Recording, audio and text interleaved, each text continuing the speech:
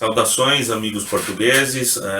Queria agradecer ao João e ao José do Lucky Star por essa oportunidade de apresentar o filme para vocês.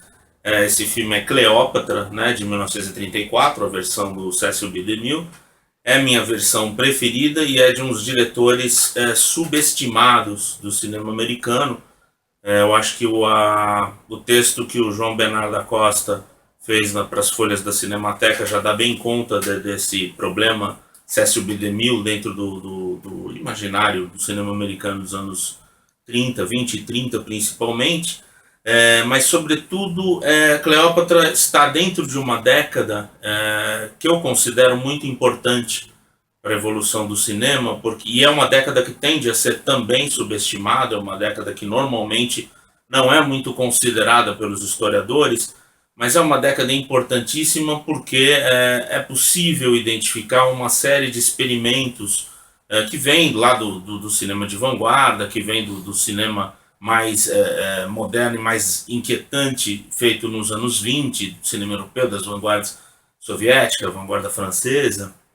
Isso vocês podem perceber, por exemplo, na cena de batalha do Cleópatra, que é uma cena esplendorosa, uma das grandes cenas de batalha da história do cinema, mas também porque é um filme feito num momento muito específico do cinema de Hollywood. É um momento em que o Código Reis, ou Production Code, começa a dar as caras, né? Ele começa a funcionar para valer. E é bem no momento em que o filme estreia nos Estados Unidos, que é julho de 1934, bem nesse momento começa a se tornar mais efetivo o Código Reis, que é, por exemplo, ele vai proibir uma série de coisas que a gente inclusive vê no Cleópatra, essa abordagem frontal do sexo, né? Dentro do Cleópatra, o sexo parece a força motora de todos ali em busca do poder. Parece que passa pelo sexo todas os elementos, todas as forças pelos quais os personagens lutam ou são movidos, enfim. Curiosamente, o DeMille também sofreu muito preconceito durante toda a sua carreira e já nessa época acredito que não tanto, mas um pouco mais depois, quando fica mais clara a posição dele como um cineasta de direita, alguns consideram até de extrema direita, ele sempre se declarou republicano. Isso é uma bobagem, confundir as coisas dessa maneira, mas o fato é que, se forem confundir, ele fez curiosamente antes desse dois filmes que são considerados de esquerda, né? Ele fez o Disdain and Age, que é um filme tido como entusiasmado com a Revolução Bolchevique, enfim, um filme pouco visto, mas muito interessante, de 1933, e no comecinho de 1934, um pouco antes do Cleópatra, ele lançou o For Frightened People. Eu estou falando os nomes originais por não saber como são os nomes portugueses, mas aqui no Brasil, esse For Frightened People se chamou Mulheres e Homens, curiosamente. E ele tem uma levada levemente feminista, tem uma questão ali dos direitos das mulheres que é muito interessante. Essa é uma característica também do cinema dos anos 30, que é um cinema de cunho mais social, de um forte cunho social. Nos Estados Unidos, mas não só, na França, no Japão, sobretudo, existia um cinema socialista, um cinema social, dramas sociais, mais preocupados com esse lado social. E acredito que isso respinga um pouco no Cleópatra ainda, principalmente o lado das mulheres, né? Aquela força da própria personagem. A Claudette Colbert, na época, era uma das estrelas mais bem pagas, se tornou, né, a partir desse ano, que é o mesmo ano do It Happened One Night, né, do Frank Capra, pelo qual ela ganhou o Oscar e tal, um filme super premiado.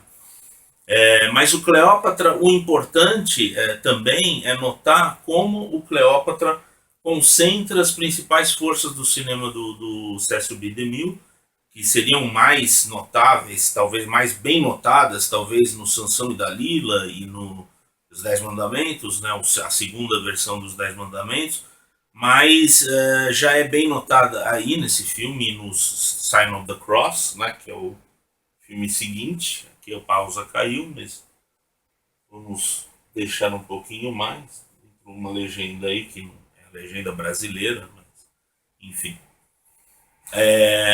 Só um pouquinho do filme, eu não sei se pode passar por questões de direitos autorais, então deixa só uma cena do filme pausado.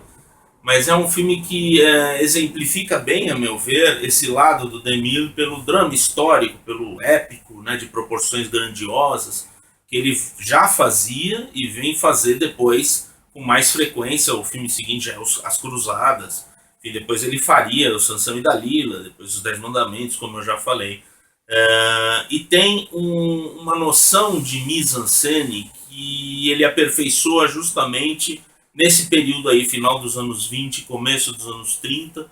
Acredito que Madame Satã, a segunda versão do Squallman, enfim, são os filmes que permitem que a gente perceba que a mise-en-scène do Cecil B. DeMille chegou num ponto de dilapidação que é muito próximo da perfeição. Nesse sentido da continuidade, né, de uma procura por uma continuidade que é muito frequente no cinema americano. Vale destacar nesse sentido as duas cenas de sedução da Cleópatra. A primeira, quando ela tenta seduzir o César, que ela sai naquele tapete, enrolada num tapete, o tapete se desenrola e revela a Claudette Colbert com um figurino extremamente sensual, né? O filme, aliás, é bem mais sensual do que a versão do Mankiewicz de 63. A versão do Mankiewicz parece um filme feito para passar para toda a família, né? De tão pudica que ela parece em comparação à Cleópatra do DeMille. Eu diria que é até mais sensual que a do Bressani, que é de 2007 já, e que tem, entre outras coisas, cenas ousadas ali de sexo simulado entre a Alessandra Negrini e o Miguel Falabella. E essa cena de sedução, a gente está vendo um estilo do pedaço dessa longa sequência de sedução com o César, né? É mais baseada num jogo de poder. Os dois estão jogando claramente e os dois estão interessados apenas no poder, apenas nas conquistas. A cena seguinte, que é a sedução do Marco Antônio, já mais para a segunda metade do filme, já é muito mais baseada na luxúria.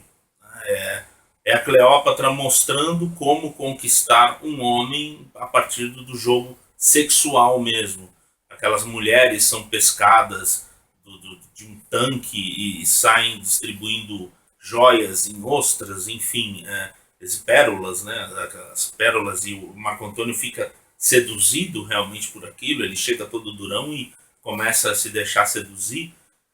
São filmes desse período do DeMille, e o Cleópatra é bem exemplo disso, que mostram o poder da mulher, mostram como as mulheres eram fortes, que é algo que sempre tem no cinema americano clássico, é a força das mulheres. Eu acho que dá para mostrar, de certo modo, como elas estavam realmente por trás dos homens que queriam o poder, e elas tinham uma consciência, né, do que estava acontecendo muito maior que a dos homens. Segundo vários filmes americanos, isso pode ser visto em diversos filmes, inclusive do Joseph H. Lewis, por exemplo, Terror in a Texas Town. Isso fica bem evidente. Enfim, creio ser um dos grandes filmes do DeMille, talvez um dos 3 melhores filmes do DeMille. E é curioso porque depois, os filmes seguintes, os épicos, ele não poderia fazer, já por causa do Código Reis, ele não poderia ter essa abordagem extremamente frontal do sexo. Né? Então vocês não veriam mais esse tipo esses figurinos sensuais que aparecem no Cleópatra, essas sugestões muito claras do ato sexual. Tem uma cena em que os serviçais fecham cortinas porque o Marco Antônio e a Cleópatra estão lá num momento de amor. É uma cena muito bonita, inclusive. Esse tipo de coisa já não vai mais ser possível no Código Reis. E de fato, é incrível que tenha sido possível nesse filme, inclusive. Porque esse filme saiu bem logo depois da implementação para valer do Código Reis no sistema de produção hollywoodiano. Então é bem curioso como isso se deu. Enfim, para encerrar, é um filme que eu gosto muito, um filme muito especial. Foi por isso, inclusive, que o João e o José me chamaram, acredito.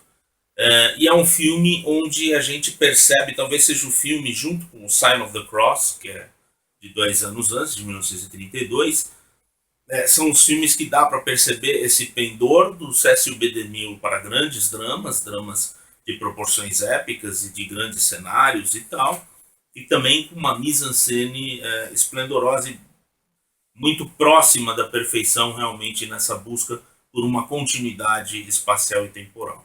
É isso. Saudações.